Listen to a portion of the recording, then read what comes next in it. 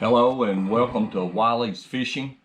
Today we're going to talk about a technique that we use this time of the year in the first part of March through spring break a lot of times. The fish are really in a transition period right now, and the dead sticking is starting to fade out, and we're starting to do some trolling.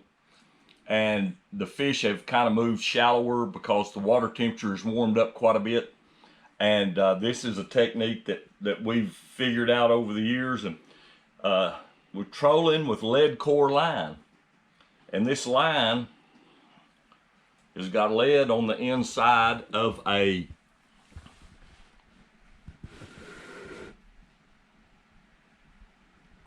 braided line that's got lead inside of it. And I've not, over the years, here's a little trick that'll help you a lot. Trying to tie this line, we try to tie a three-way swivel.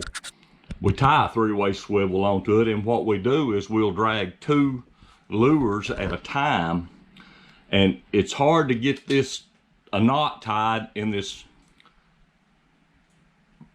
lead core line because of that lead on the inside. And if you'll take and cut it off and get that lead core sticking out of there and strip it back and pull it back down, see, and get you enough of that braided line up and cut the lead core off and let this slide back up, and that'll give you just a piece of the braided line without the core in it, without that lead in it.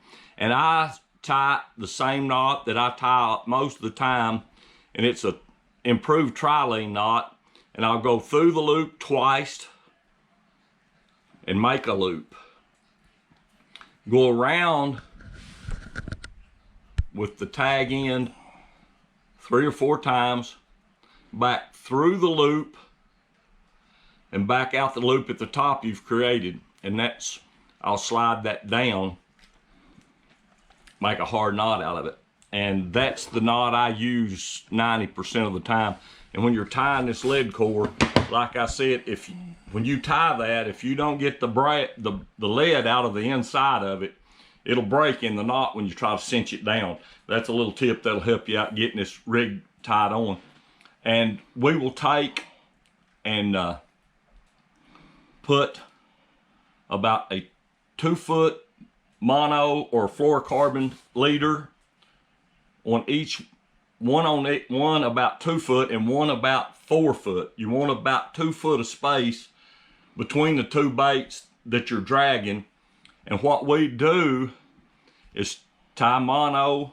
I've got 15-pound fluorocarbon here that I'm going to use for leader off of my lead core line. And I'm not real precise about the length, but that's approximately 2 feet. And I will tie the same knot that I tied with the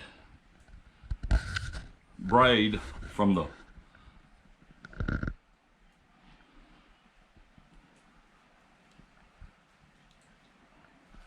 generally on a mono or a fluorocarbon line. I'll go around about 3 times, go back through the loop, go out through the top.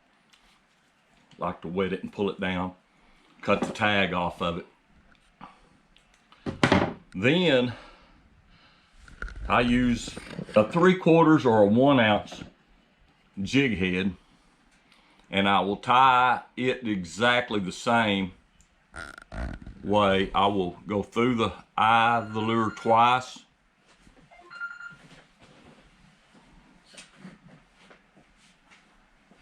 hello? Keep a hold of that loop, go around the main line about 3 times, back through the loop at the bottom,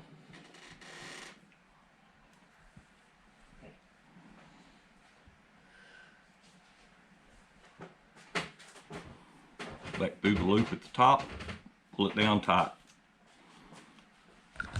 That slipped right through because I did not get it done like I thought. Somebody from Medical Solutions called. What happens when you get to be 66 years old? Fingers don't work like they used to.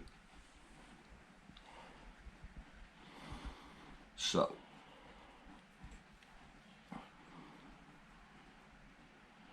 all this light I've got, I still can't see well.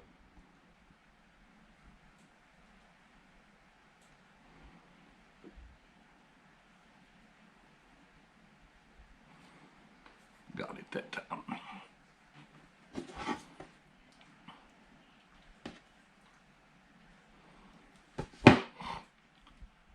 What we run generally is either a sassy shad or a coho, and I use a lot of pearl or use chartreuse.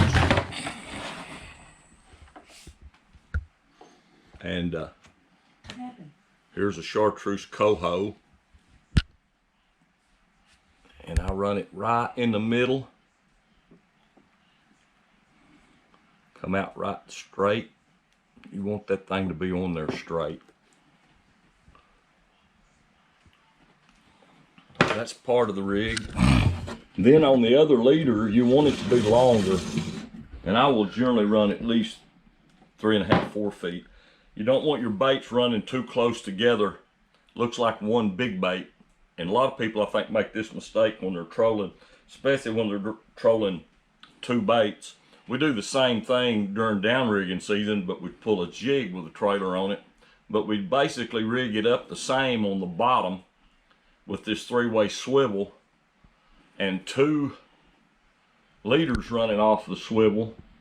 So you're pulling 2 baits on each rod.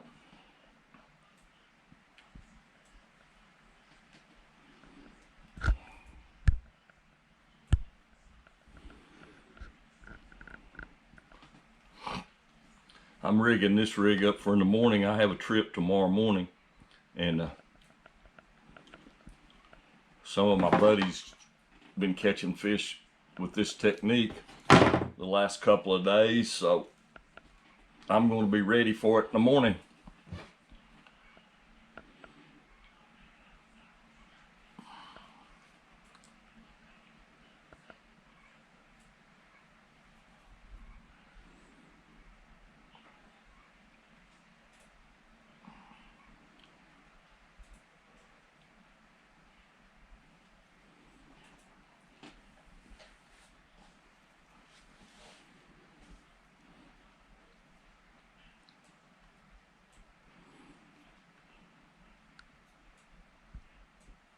I wish I could still tie these knots as fast as I used to be able to. Fingers just don't work like they used to. And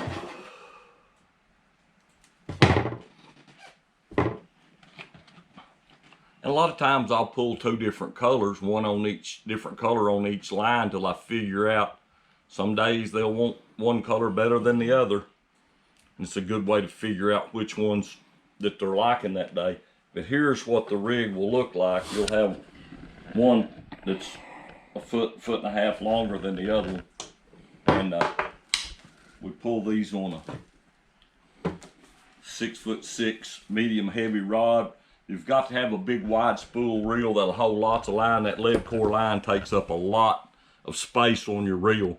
And when we start trolling this, we will let out it changes colors every 15 feet. And when you hear people talking about trolling with lead core line, they say how many colors. Well, they're talking how many colors they're letting out behind the boat. And depending on the depth of the water and the speed that you're pulling it, you can adjust the amount of line out to get you down further if you're pulling, say, 15 or 20 foot of water compared to if you're pulling in 8 or 10 foot of water. And generally, just general rule, if we're dragging in about 10 foot of water, we'll go like 3 colors. And I've fished as many as 5 or 6 colors out if the deep is 25 foot trying to get and the purpose of this lead core line is it will get your baits down further in the water column, down to where the fish are. And we like to troll just with the boat in gear approximately 3 miles an hour. And like I said, this will vary from day to day, but it's a real good technique for February, March, when the water temperature first starts warming up, and you can get the fish in the shallower water.